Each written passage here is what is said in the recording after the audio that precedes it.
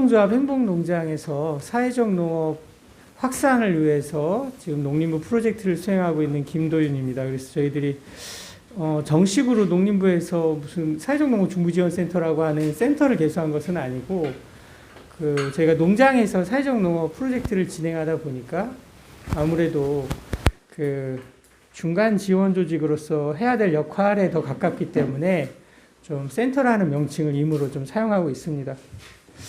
저는 아까 세 명이 다 정신보건 전문 요원들이에요. 사실은 농원들이 아니고 저도 정신보건 사회복지사이기도 하고 이전까지는 정신건강복지센터에서 일을 했습니다.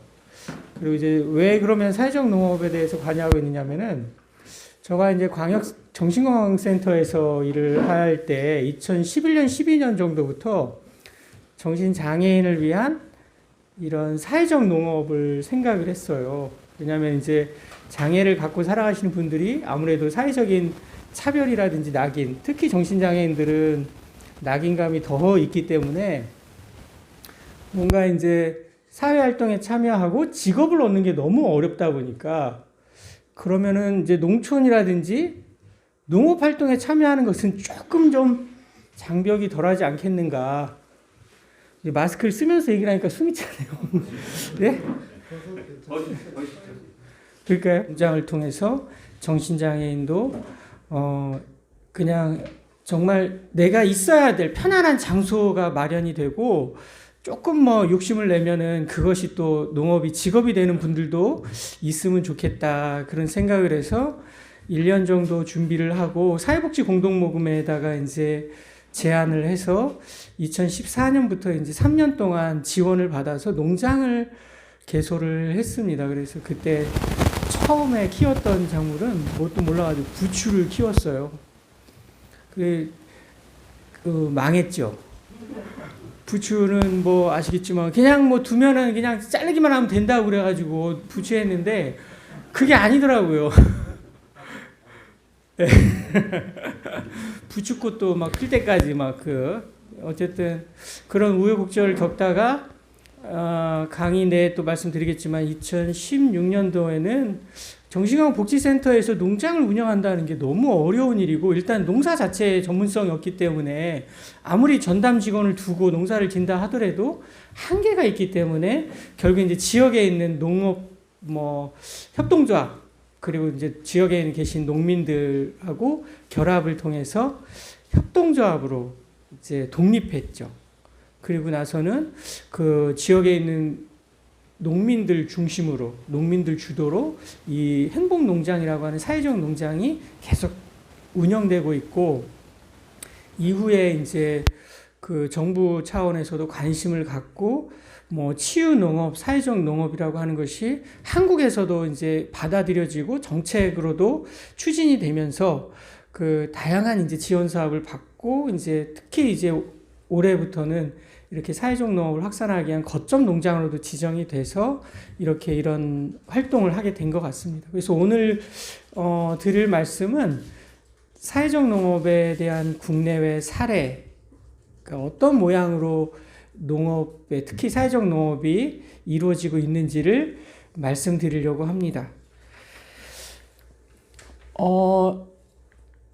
이거는 제가 이제 사회적 농업 사업 설명회 할 때도 그렇고 어디 가서 사회적 농업이 어떤 겁니다. 왜냐하면 한국에서 이렇게 치유 농업, 사회적 농업에 대해서 이렇게 생각하고 있는 것이 약간씩 조금씩은 다르고 이걸 어떻게 왜 하느냐 또 약간씩은 좀 생각들이 조금 차이가 있는데 그거는 당연하다고 생각을 합니다. 저희가 이렇게 정책으로 법으로 정해지고 그런 실천하는 농가들이 굉장히 많고 그런 게 아니고 어떻게 보면 사회적 농업, 치유 농업이라는 용어가 한국에서 통용된 것이 채 8년이 안 되기 때문에 7년, 8년이 안 되기 때문에 그렇게 조금씩은 그 본인이 있는 입장에 따라서 다르게 생각하실 수 있습니다. 그래서 오히려 이런 이미 조금 개념 정립이 된 연구를 통해서 그런 그 개념 정의를 좀 말씀을 드리고 있는데 저는 그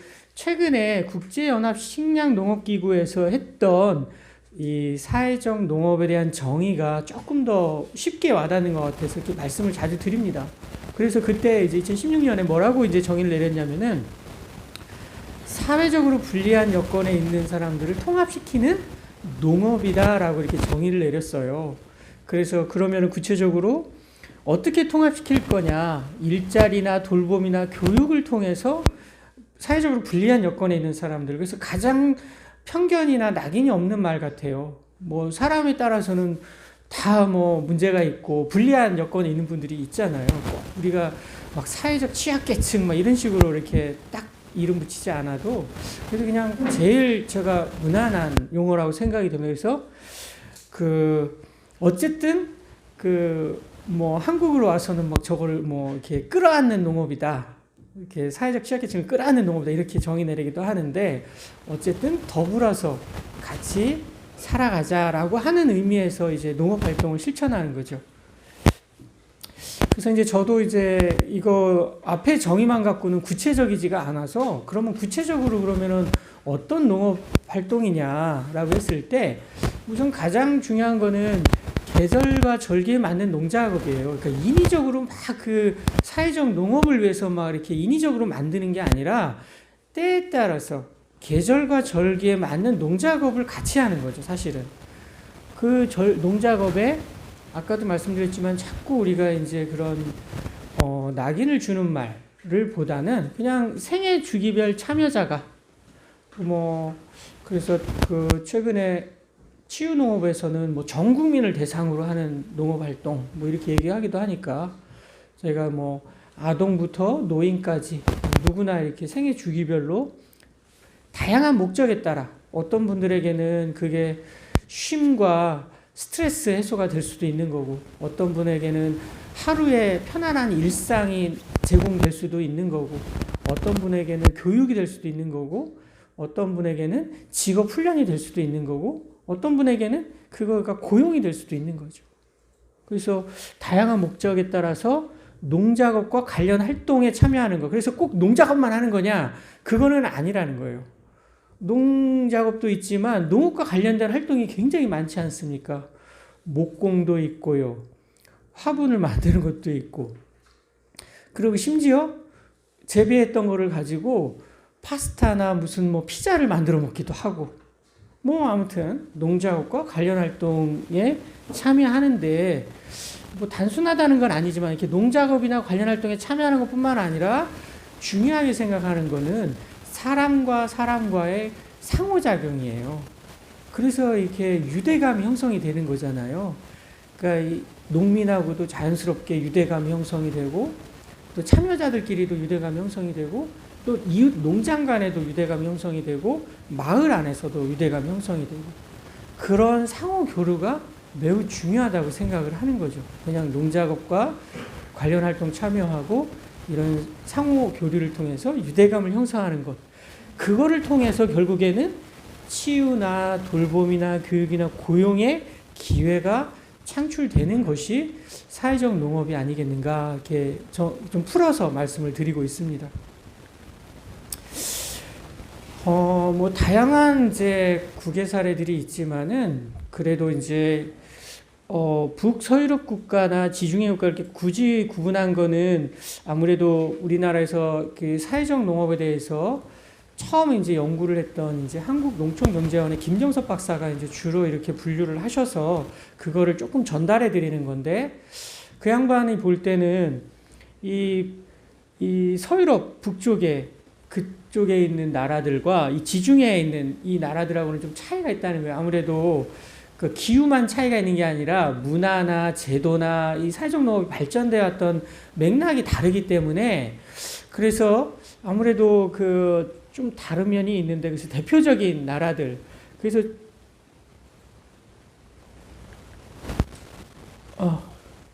갑자기 제가 그래서 좀 대표적인 나라들을 좀 이렇게 말씀을 드리려고 하는데 좀 약간의 목적이나 방법론상의 차이가 있고 제도가 좀 차이가 있어요. 그래서 그거를 조금 극명하게 대비시켜주기 위해서 이 두 국가를 말씀을 드리려고 하는데 벨기에 같은 경우에는 그 사회적 농업이라고 하지 않고 그린 케어라고 이렇게 이야기를 하고 있어요. 그러니까 그린이라고 하는 거는 뭐 녹색이니까 무슨 자연, 농업 다 관련된 큰 개념이잖아요. 그린이라고 하는 개념 속에서 그런 것을 통한 케어, 돌봄, 그린 케어라는 이름으로 이제 사회적 농업을 불리는데 주로 이제 사회적 농업을 실천하는 거는 가족농들이에요. 그래서 우리가 생각하는 거는 가족농이니까 좀 규모가 작겠다 생각하지만은 절대 안 그래요. 그 저도 깜짝 놀랐는데 규모가 이제 뒤에서 봤으면 뭐 70헥타르 막 이래요. 그러면은 우리나라로 보면은 21만 평이 넘거든요. 그러니까 우리랑은 전혀 이제 차원이 다른데 어쨌든 거기도 이렇게 운영 형태는 가족들 중심으로 이제 이렇게 농업 활동을 하는데 대신에 돌봄 서비스는 소수의 인원에게만 제공을 해요. 농장은 막 이렇게 넓다고 그래서 굉장히 많은 분들을 돌보는 거는 아니고 여기도 보면 소수 인원인데 주로 어떤 대상자냐면은 장애를 갖고 있는 아동이거나 학습장애, 학생 그리고 이제 정신장애인 분들이 오셔가지고 운영도 이게 보면은 맨 오른쪽 보면은 거의 뭐 사회복지 영역에서 제공하는 프로그램 같은 느낌이 나요. 농장이 아니고 뭐 주간 보호라는 동, 뭐 주야간 뭐 보호 작업, 재활 치료 다양한 목적으로 이렇게 운영을 하신다고 보니까 농업 굉장히 대단히 큰 그 농장에서 가족 농들이 열심히 농사를 지으시는데 다만 그 중에 일부 그런 농업 활동이 이런 장애 학생들이나 정신장애인들의 이런 복지, 돌봄 목적으로 운영이 되는 거죠. 그래서 어떻게 그러면은 그 사회적 농업이 이루어지냐면은 그 돌봄 서비스를 받는 분들이 농업 활동에 참여하는 거예요. 아까도 말씀드렸지만 그래서 인위적으로 막 무슨 막 프로그램을 기획해서 하는 게 아니라 필요한 농사 일을 같이 그에 참여하는 거죠. 그리고 농업 활동을 유지하면서 이런 돌봄 서비스를 제공하니까 많은 농가들이 이제 선호를 하고 그렇게 소수의 인원들이 와서 농장 활동에 참여를 하면 그분들에게는 이제 그 농장에는 그 비용이 돈이 지급되기 때문에 농장 입장에서도 그걸 마다할 이유가 없는 거죠. 그래서 역할 분담은 돌봄 기관에서는 농가랑 협력해서 그 일이라든지 시간을 어떻게 보낼지 그 프로그램으로 이제 농업 활동을 제공하는 거잖아요. 그러니까 그분들에 대한 뭐 모니터링이나 후속 조치가 하고 그냥 농가에서는 그냥 농업 활동만 하면 되는 거예요. 본인들이 늘 하던 농업 활동을 하면 되는 거고 이렇게 참여만 시켜주는 거죠. 그러면은 농업부에서 하루에 뭐 한 20에 40유로니까 40유로 하면 우리나라 돈으로 얼마죠? 5만 원, 6만 원 정도를 이렇게 보조급으로 지급하는데 이게 무슨 막 농장에서 돌봄 서비스를 제공하니까 막 준다기보다는 그냥 농장에서 그분들을 이렇게 그 활동에 참여시키는 그거에 대한 어떤 그 보상이죠. 농사만 막 짓는 게 아니고 그분들 이렇게 와서 이렇게 참여할 수 있도록 기회를 주는 것 자체에 대한 경제적 보상의 성격으로 저렇게 이렇게 20에서 40유로 정도를 농장에다가 하루에 이렇게 주는 거죠. 그래서 이 벨기에 같은 경우에는 그 우리나라도 복지 서비스 대상자들이 그 자기가 이제 이용할 수 있는 농장을 선택할 수가 있는 거예요. 그래서 때에 따라서는 농장하고 그 서비스 수혜자들이 1대1로 계약을 맺고 내가 이 농장하고 농업 활동에 참여하겠다. 그러면은 계약을 맺고 하는 거죠. 그리고 이제 때에 따라서는 이제 벨기에 같은 경우에는 보건복지기관이라고 할 수 있죠. 돌봄기관 자체가 이렇게 직접 농업 프로그램을 이제 운영하기도 하고 조금 자유로운 형태가 있기도 하고요. 그 벨기에 같은 경우도 한 20년 전만 해도 한 100여 가구 정도밖에 안 됐는데 2005년 정도에 정부 지원이 확대되고 이런 중간 지원 조직이 설립되면서 이런 사회적 농업을 실천하는 농가가 막 확산되다가 2016년 정도에 공식적으로 정부에서 인증한 사회적 농가만 900호 정도가 넘는 정도니까 굉장히 많이 늘어난 거죠. 그죠? 작은 나라기도 하지만 어쨌든 그 굉장히 많은 농가가 9배 가까이 이상 늘어난 거다. 이렇게 볼 수가 있겠고요. 제가 뭐 정확하게 발음을 잘 못하겠어요. 호브드 포그 농장인지 이거는 제가 죄송하지만 정확하게 어떻게 발음하는지 모르겠지만 그 사례를 이렇게 좀 보니까 여기 61년도에 이제 농장이 만들어졌고 주로 이제 낙농 농가인데 9명의 가족이 시간제로 운영을 해요. 그러니까 아무래도 가족농이죠. 뭐 그죠? 위에 아버지 있고 부부가 있고 자녀들도 뭐 이렇게 농장 활동을 이렇게 하는데 여기는 연간 1000만, 10만, 45만 리터니까 어마어마한 거죠. 45만 리터의 우유도 생산하고 치즈, 버터, 요구르트 이런 것도 판매하는데 그 농장 인근에 보니까 어떤 그 돌봄 기관, 복지 기관이 있는 거죠. 거기서 장애아동 2명이 와가지고 주로 뭐 하냐면 송아지 관리해주고 판매 상품에다가 뭐 상표 붙이고 이런 거는 아이들이 정말 좋아하는 일들 있잖아요. 송아지 막 이렇게 그거를 이제 하게 하는 거예요. 그러면은 그 또 하나는 학생 지원센터에서도 협력해가지고 왕따를 겪는다든지 학교 생활 적응 못한 학생들이 와가지고 농업 활동을 자유롭게 참여하는 거죠. 제가 생각할 때도 아이들이 막 이렇게 그 막 규칙에 딱 적응해야 되고 막 그런 게 유아기 때 쉽지 않은 아이들이 있잖아요. 근데 조금 자유로운 그 농장에서 자기가 관심 있는 활동에 막 참여하는 것 자체가 아이의 그 정서적인 발달이라든지 자존감이라든지 이런 거 굉장히 높이는데 가장 효과적이지 않을까. 얼마나 밝아지고 편안해질까 이런 생각을 합니다.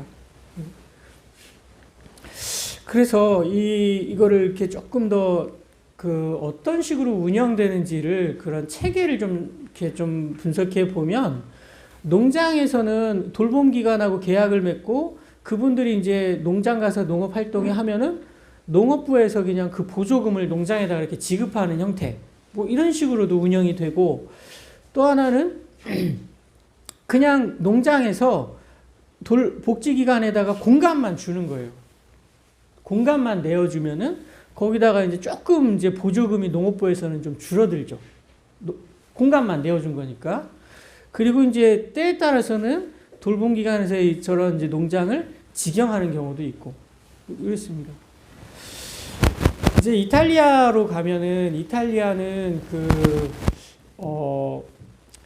이 사회적 농업의 뭐 현대적 의미에서의 사회적 농업의 뭐 효시라는 얘기를 하는 분들도 있긴 한데 어쨌든 왜 이제 이게 의미가 있냐면은 이제 사진에 있는 분은 프랑코 바잘리아라고 하는 그 정신과 의사예요. 근데 저분은 그 이탈리아의 어떤 개혁자로서 굉장히 존경받는 분이신데 저분은 그런 우리로 말하면 대형 정신병원의 병원장으로 가가지고 좀 특이하시죠? 나는 정신병원을 없애러 왔다 이렇게 원장이 돼가지고 딱 가가지고 자기가 원하는 거는 이렇게 대량으로 많은 사람들이 치료든 뭐 요양이든 이런 목적으로 대규모로 이렇게 일종의 집단 생활 수용이라는 것이 개개인의 삶이나 치료나 요양에 도움이 되지 않는다라고 생각을 하고 사회 시스템이 이런 식으로 편리를 위해서 이렇게 대량으로 장애인이든 노인이든 이렇게 모아놓은 거지 그게 전혀 자연스럽지 않다라고 생각을 했던 거죠. 그래서 저분이 많은 어려움이 있었지만은 가가지고 병원을 해체하는 작업을 했던 분이고 그게 이제 입법으로 이어져서 대규모 정신병원을 없애고 그냥 일반 병원에 일부 병상만 뭐 폐쇄병동이 아닌 개방병상처럼 운영하도록 그런 개혁 작업을 했던 분인데 이게 왜 농업이랑 관련이 있냐면 저분의 저런 개혁 정책으로 인해서 많은 정신장애인들이 병원이나 요양원에서 이렇게 나오게 됐어요. 그런데 이제 그분들이 이제 고향으로 돌아갔을 거 아니에요. 근데 도시로 간 분들 있고 이제 농촌이 이제 고향인 분들은 농촌으로 갔는데 농촌으로 갔으니까 우리 농촌에서는 이제 다양한 협동조합에서 그분 정신장애인들을 받아들이고 함께 농업 활동을 하기 시작했어요. 그래서 그분들에게 일종의 이제 일자리 제공이 된 거죠. 그 전통이 이제 저 때부터 있다 보니까 이런 이제 나름의 현대적 사회적 농업의 효시가 아니겠느냐, 뭐 이렇게 보는 견해도 있습니다. 그래서 이 이탈리아 같은 경우에는 이제 소셜 파밍이라는 우리가 얘기하는 이제 사회적 농업이라는 이름을 거기서 이렇게 갖다 붙인 거고, 아무래도 우리가 흔히 말하는 협동조합, 사회적 경제 개념이 있고, 저기는 이제 제가 생각할 때 우리 조혜원 박사님 얘기하시겠지만 네덜란드나 이런 이탈리아 굉장히 큰 차이점은 돌봄에 조금 더 초점이 있느냐, 고용에 초점이 되어 있느냐, 그런 차이인데, 아무래도 이탈리아는 협동조합 중심으로 이루어지다 보니까 협동조합의 특징상 아주 그 민주적인 운영, 공동체, 그리고 개개인의 어떤 조합원들이 자기의 어떤 1인 1표와 같은 그 민주적인 운영 방식을 채택하다 보니까 장애를 가졌던 갖지 않았던 분들이 똑같이 그냥 조합원인 거예요. 그 조합원들에게는 똑같은 자기 권리가 있는 거고, 자기 일할 수 있는 권리가 있는 거고, 그래서 함께 농업 활동을 해 나가면서 어떻게 보면 이제 자연스럽게 우리 농장, 농촌에서도 장애인들이 함께 일을 하기 시작했던 거죠. 그런 의미에서 그 이탈리아가 좀 의미가 있다라고 하는 거고, 특히 이제 이탈리아 같은 경우에는 우리가 이제 계속 경제적인 부침을 겪지 않습니까? 경제적인 어려움이 뭐 전 세계적으로 계속 오고, 우리나라도 IMF도 오고, 무슨 그 이후에 신용카드 대란도 오고, 뭐 이렇게 경제 위기들이 자꾸 오니까 그거에 대한 그때마다 막 대량 해고 사태, 그것을 어떻게 그러면 극복할 거냐. 결국에는 이런 협동조합, 사회적 경제 조직의 운영을 통해서 고용을 그래도 유지하는 형태. 그러다 보니까 이탈리아에서는 아무래도 이렇게 많이 장려를 하는 거죠. 협동조합 형태의 그 고용, 운영, 경제활동, 이런 거를 많이 이제 그 하다 보니까 아무래도 이탈리아에서는 사회적 농장, 농업들이 많이 이제 발전하게 되는 거죠. 그래서 여기도 이렇게 이탈리아도 이렇게 보면은, 민간 농장이 있고, 여기도 역시 제가 뒤로, 이 이탈리아 같은 경우에는 2015년에 사회적 농업법이 이제 제정이 됐으니까 불과 얼마 안 됐어요. 이탈리아도. 우리나라도 이제 그 작년에 그 사회적 농업 활성화 지원법이 추진이 되다가 이게 이제 추진이 안 됐죠. 그래서 올해 이제 다시 이제 다른 이름으로 이제 법안이 추진이 되고 있는 상황이긴 한데, 그래서 지금 법적인 근거가 마련돼 있고, 또 이제 지방자치단체에서도 이런 지방 조례를 통해서 사회적 농업에 대해서도 지원, 이런 법적인 근거나 지방 정부의 조례라는 게 왜 중요하냐면은, 그래야 지방 정부든 국가든 간에 그 예산을 지원할 수 있는 근거가 확보가 되는 거예요. 저게 있느냐 없느냐에 따라서 그냥 시범 사업으로 끝나느냐, 아니면 계속 지속적인 정부 정책으로 지원이 되느냐는 그 차이가 있기 때문에 자꾸 법안이나 조례를 만들려고 하는 거죠. 그래서 여기도 굳이 이제 중앙정부 법이 아니더라도 여기 뭐 인천시, 광역시 안에 뭐 사회적 농업 지원 조례 같은 거 하나만 있어도 그걸 그냥 그 지자체 차원에서 지원이 가능한 거죠. 그런데 군까지 가면 군 조례까지는 좀 모르겠습니다. 하도 우리나라는 지방 정부들이 재정이 열악하니까 그 자체적으로 뭘 막 할 수 있는 여력은 좀 덜 되긴 하는데, 서울, 경기는 가능하죠. 거기는 뭐 얼마든지 자기네 자체 예산을 가지고 다양한 시도를 할 수가 있는 거죠. 그래서 이런 이제 중앙 정부가 이제 그 법에 따라서 뭐 사회적 농업 뭐 계획안 같은 거를 이제 마련을 하고, 지방 정부가 이런 프로젝트 개별 이제 프로젝트별로 이렇게 지원하는 그런 형태를 띠고 있습니다. 그래서 이 사회적 농업의 실천 유형을 보면은 대부분 벨기에 같은 경우는 아까도 말씀드렸지만 가족들이 이렇게 운영을 한다고 그랬잖아요. 이탈리아는 상대적으로 협동조합, 특히 사회적 협동조합에서 이렇게 운영을 하고 있고, 이제 특징적인 거는 70%의 농장에서 유기농업을 실시한다는 거예요. 그러니까 아무래도 그런 환경이라든지 이런 거를 고려를 하고 있는 거죠. 그리고 장애인이나 이렇게 취약계층 고용을 통해서 사회적 농업을 중점적으로 이렇게 추진을 하고 있고 아무래도 좀 고용에 초점이 맞춰져 있는 거죠. 이탈리아 같은 경우는. 그리고 어쨌든 치유나 건강 서비스 비중은 조금 좀 작고 그렇습니다. 그리고 이제 아까도 말씀드렸지만 이 협동조합이라고 하는 것은 꼭 무슨 이렇게 이 조합원이 뭐 특정한 이제 사람들만 있는 게 아니라 다양한 분들이 다 똑같이 조합원으로 참여하는데 어떤 분들은 여기 뭐 의사도 있고 원예치료사도 있고 있지만은 그냥 장애인 분들도 같이 조합원인 거예요. 똑같은 조합원인 거예요. 같이 협동조합 안에서 활동을 하는 거죠. 그래서 이제 이런 협동조합 네트워크들이 뭐 생산물 판매라든지 정보 공유라든지 공동의 이익을 위한 네트워크를 강하게 구축하니까 아무래도 한국에서도 이런 네트워크를 많이 강조를 하고 있잖아요. 그럴 수밖에 없는 것 같아요. 그래야 이제 어느 정도 규모가 생기고 좀 힘이 생기기 때문에.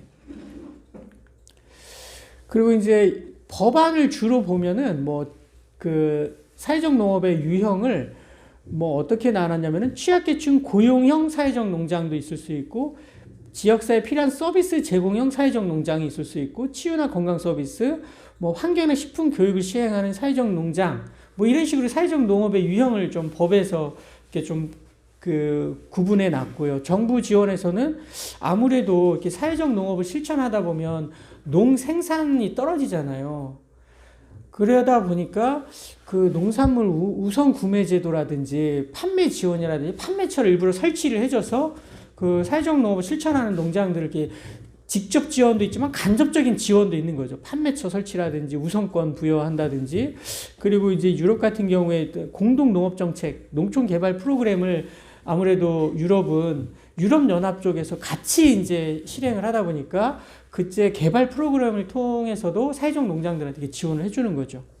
그래서 지원 기관들은 아무래도 이렇게 농장하고 이렇게 정부하고 농장 있는 것보다는 아무래도 지원 조직 중간에서 그 행정이나 또 실제로 이제 사회적 농업을 실천하는 농장들을 지원하는 중간 지원 조직들을 만드는 게 아무래도 사회적 농업 확산에는 공통적으로 꼭 들어가 있는 것 같아요. 그래서 저기 사회적 농업 관측소라는 말은 좀 적절하지는 않는 것 같아요. 그냥 우리나라 말로 지원센터 같은 거를 설치를 해서 여기서는 사회적 농업 활동에 대한 평가 기준이라든지 또 평가를 한다든지 기술적인 지원을 한다든지 교육을 제공한다든지 이런 것들을 정부에서 하기보다는 공무원, 전문가, 농장주가 같이 참여하는 저런 지원센터에서 이렇게 추진을 하는 거죠.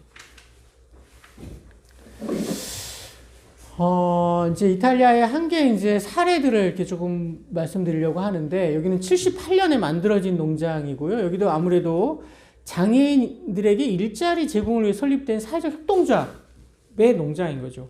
사실 그래서 우리나라도 이렇게 초기 다른 나라들의 그 초기 형태를 보면은 그냥 장애인들이 오늘 부모님도 오셨고 관련 기관도 오셨지만은 그게 그 필요에 의해서 우리가 아무리 그냥 어쩔 수 없지 않습니까? 목마른 사람이 우물 파야지. 그냥 부모님들이 당사자들이 나서는 거예요. 나서가지고 협동조합도 만들어서 그러면 농지는 어떻게 할 거고 농사는 누가 질 거고 이렇게 교육은 누가 할 거고 이런 거를 이제 같이 역할 분담을 해서 하는 거죠.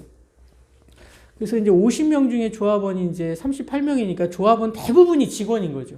직원 조합인 거죠. 근데 거기 보면은 농업인도 있고 사회복지사도 있고 정신과 의사도 있고 원예치료사도 있고 요리사도 있고 발달 장애인도 있고 정신질환자도 있고 약물중독자도 있고, 그러니까 이분들 자체가 전체가 조합원이자 직원인 거죠. 그래서 여기 보시면 아시겠지만은 요리사가 있고 원예치료사가 있고 그렇지 않습니까? 그러니까 여기서 하는 게 농사를 짓는 농장도 있고 그리고 레스토랑도 운영하시고 때에 따라서는 숙박시설, 게스트하우스도 운영하시고, 그러니까 직원이 전체가 50명이니까 굉장히 규모가 큰 거죠. 그래서 우리나라랑은 다른 것 같아요. 지금 그래도 콩새알이 조금 가깝다고 볼 수가 있는 게 여기 그 두부 공장도 하시고 농장도 있고 여기 식당도 이렇게 무슨 허가받은 식당은 아니지만 식당도 있고 여기처럼 무슨 체험장도 있고 이렇게 다양하게 있는 거죠, 사실은. 그죠? 그래서 아까 말씀드린 것처럼 뭐 채소, 과일도 생산하고 와인도 심지어 와인, 올리브 오일, 꿀 이걸 가공 판매도 하고 레스토랑, 식료품 가게, 고용 프로그램, 원예절 프로그램도 운영하는 형식으로 이렇게 좀 큰 규모의 운영이죠. 그래서 여기서는 이제 아까도 말씀드렸지만은 그러니까 농작업과 관련 활동과 또 필요에 따라서는 그분들이 요리를 할 수도 있고 서빙할 수도 있는 거예요. 우리가 생각할 때 이제 이게 협동조합이니까 농장만 있으면 농작업만 하는데 그게 아니라 이런 협동조합 안에 농장도 있고 레스토랑도 있고 뭐 다양하게 판매점도 있고 하니까 그 자기의 관심사에 따라서 또 잘할 수 있는 거에 따라서는 다양한 이제 일자리가 있을 수 있는 거죠. 그리고 이제 그 지역 보건기관하고 계약을 맺고 무슨 원예 재활 프로그램도 운영을 하고 있고 또 하나는 농촌 관광 사업도 운영하니까 우리도 지금 뭐 농촌 체험마을도 있고 뭐 다양하게 있지 않습니까? 농어촌 인상학교도 있고 뭐 이렇게 우리나라도 어쨌든 이런 거랑 접목을 해서 숙박시설도 갖추고 있고 직원도 있고 그래서 여기는 이제 협동조합에서 프로그램을 제안하면은 지자체나 지역에 있는 보건기관에서 검토를 하고 서비스 수혜자들 지정해서 그분들에게 이제 대가를 지급하는 형태 뭐 이렇게 운영을 하는 거죠.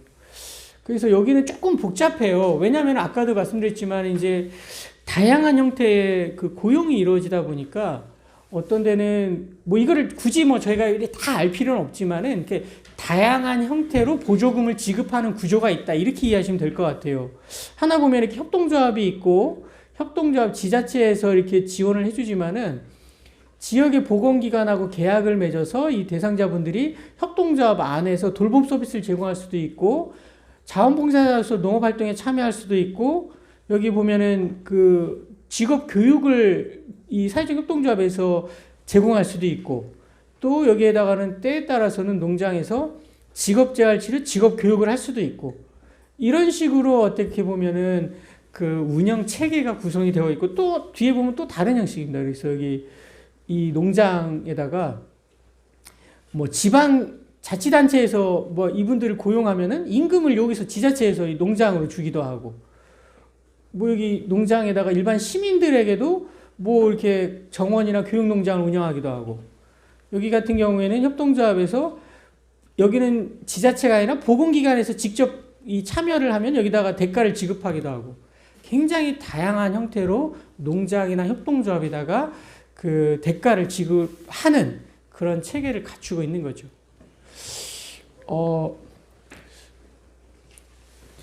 그래서 조금 전에 이제 그 벨기에하고 그 이탈리아 사례를 말씀을 드렸는데 중요한 거는 조금 더 그 이 농업과 보건복지가 아주 자연스럽게 결합되어 있는 형태라는 거죠.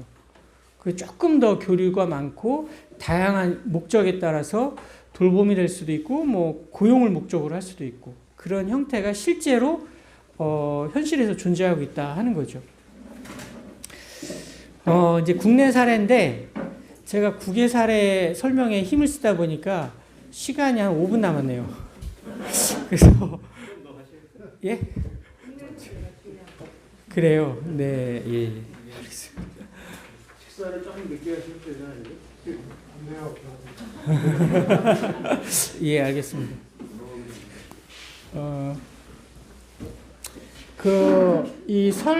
우리 국내 사례는 사실은 동영상으로 준비를 했어요. 제가 이렇게 말로 설명하는데 이게 뭐 유튜브 생중계가 된다고 하니 이렇게 동영상을 차라리 이거를 하나하나 찾아보시는 게 그냥 인터넷 검색해서 선거 웰빙 푸드 영농조합 하면은 유튜브 동영상으로 다 뜹니다.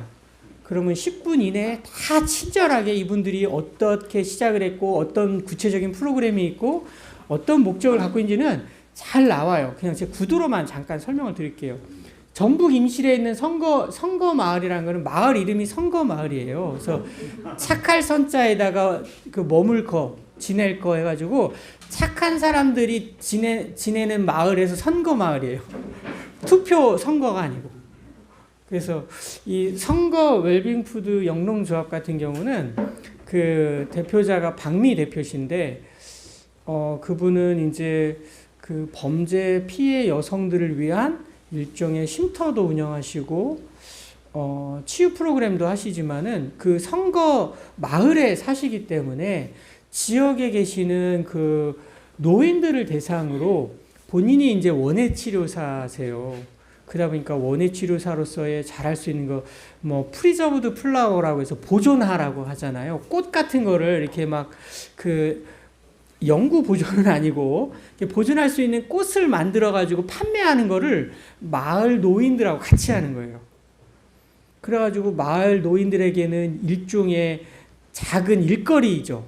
작은 수입처가 생기는 거고, 그분 같은 경우에는 그러니까 마을에서 이렇게 같이 모일 수 있는 기회도 있고 일거리도 있고 같이 밥도 해 드시고 심지어는 뭐 프로그램도 같이 진행하시더라고요.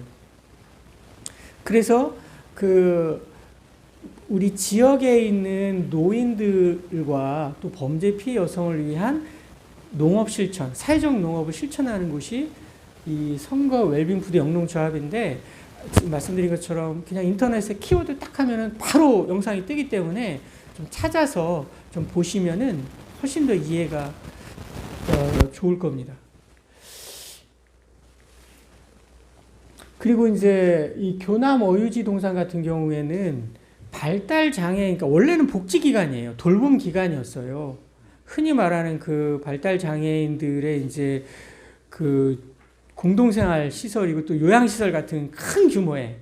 근데 이제 여기가 오래된 곳이고 하다 보니까 이제 농촌에 있다 보니까 주로 이제 그 복지기관이지만 같이 농업활동도 했고, 그러다가 이제 마을하고도 같이 결합되기도 하고, 그러니까 이제 마을하고 이제 문을 열고 이제 다양한 영농활동도 하고, 그래서 여기는 아까 말씀드렸던 유럽의 사회적 농업 형태랑 좀 유사한 면이 있는 게, 여기는 숙박시설을 또 운영하세요.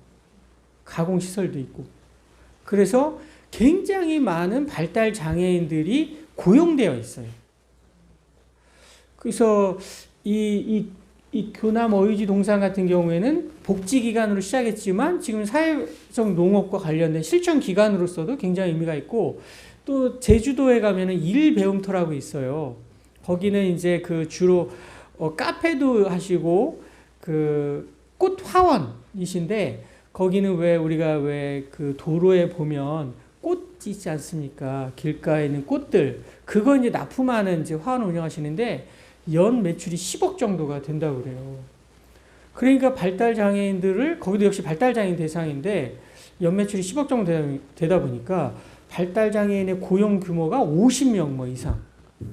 그러니까 아무래도 이렇게 사회적 농업을 실천하는 것에 대한 그 정부 보조라든지 우선 구매 제도라든지 이런 것들이 이렇게 접목이 되다 보니까 확실히 이렇게 딱 자리를 잡을 수가 있는 거죠. 이제 정신장애인으로 이제 지금 제가 몸담고 있는 홍성에 있는 행복농장 사례인데, 아까 이제 서두에 말씀드렸지만은 2013년에 이제 근무했던 이제 광역정신건강센터에서 뭐 이렇게 농업과 돌봄, 마을이 어떻게 만날 수 있을까? 그때는 사회적 농업이라는 개념도 없었어요. 그럼 모르고 그냥 장애인들도 어떻게 좀 뭐 농촌에서 그 일종의 직업 재활이죠, 재활. 재활할 수 있지 않을까. 그런 이제 생각으로 이제 접근을 했던 건데, 그래서 이제 14년에 개소식도 하고, 이 자연굿이라는 프로그램은 이제 농업 체험 프로그램이죠, 일종의. 뭐 4박 5일 있기도 하고, 뭐 한 달 있기도 하고, 이런 이제 체험 프로그램을 이제 시작을 했고, 그러다가 이제 그, 아까 말씀드린 대로 2016년에 협동조합 등록을 했고요. 그리고 그때 이제 그 인턴십이 뭐였냐면은, 장애인 고용공단에 보시면 중증 장애인 인턴십이라는 게 있어요. 그래서 6개월 동안은 중증 장애인을 이렇게 고용을 하면 임금의 80%를 지원해줘, 6개월 동안. 그러니까 예를 들어서 100만 원이 이제 급여면 80만 원을 공단에 주니까 그 농장 입장에서는 어느 정도 이분을 고용을 해보는 기회를 한번 가져볼 수 있는 거잖아요. 이분이 또 농장에 맞는지 아닌지. 그런 거가 이제 그때 그 지금도 기억나는데, 천안에 있는 장애인 고용공단 이제 지사에 가서 그 협의를 해보니까 그게 가능하다라고 이렇게 얘기를 하시더라고요. 그래서 왜냐하면 그때 중증 장애인 인턴제가 주로 이제 사무직이나 공장이나 이렇게 그런 쪽에 집중돼 있었지 농업 쪽에는 그런 게 없었어요. 그러다 보니까 이제 그게 가능하다. 농장에도 가능하다 그래가지고 이제 그 인턴십을 적용하다 보니까 실제로 그때 인턴십을 했던 분들이 지금 현재 홍성에 있는 그 마을에 한 분, 농장에 한 분, 이렇게 두 분이 여전히 고용이 돼서 일하고 계세요. 그리고 이제 2017년에도 이런 세미나들도 있었고, 이제 다행히 2018년에 농림부에서 사회적 농 활성화 지원 사업이라고 하는 이제 시범 사업을 이제 시작을 해가지고 그때 이제 행복농장이 지원을 받았죠. 그리고 이제 그 작년에 이런 거점 농장 사업도 이제 신청을 해서 올해 이제 저희가 이렇게 조직으로서 활동을 또 하고 있고요.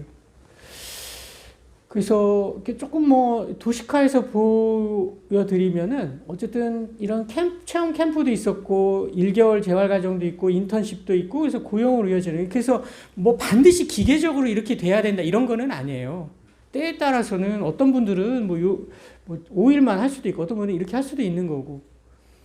그러니까 이거는 뭐 이렇게 반드시 이래야 되는 게 아니라 어쨌든 진행되었던 과정 중에 이런 걸 통해서도 우리나라에서는 하도 고용을 강조하니까 이렇게 고용을 뭐가 된다고 해야 막 정부에서도 관심을 갖고 지원해 주겠다 이러니까 아무래도 이제 이렇게 고용을 조금 목표로 보여주는 것이 지원을 받기에는 좋았던 거죠. 그리고 이제 저희가 이제 최근에 많이 보여드리는 그림인데, 그러니까 이제 사회적 농업의 실천이라는 게 개별 농가 단위로 실천하기보다는 아까도 말씀드렸지만은 농장과 농장, 농장과 마을, 더 나아가서는 이 면 단위, 군 단위, 그리고 뭐 이런 뭐 시, 도 단위도도 이렇게 다양한 연대와 협력 체계를 갖추면서 실천하는 것이 훨씬 더 튼튼하고 그리고 확산에도 도움이 많이 된다는 거죠. 그런 의미에서 이런 그 협력 체계, 뭐 연대와 상호 교류의 글을 좀 이렇게 보여드리고 있습니다. 그리고 청송 해뜨는 농장은 규모가 큰 사과 농장, 가수원이에요.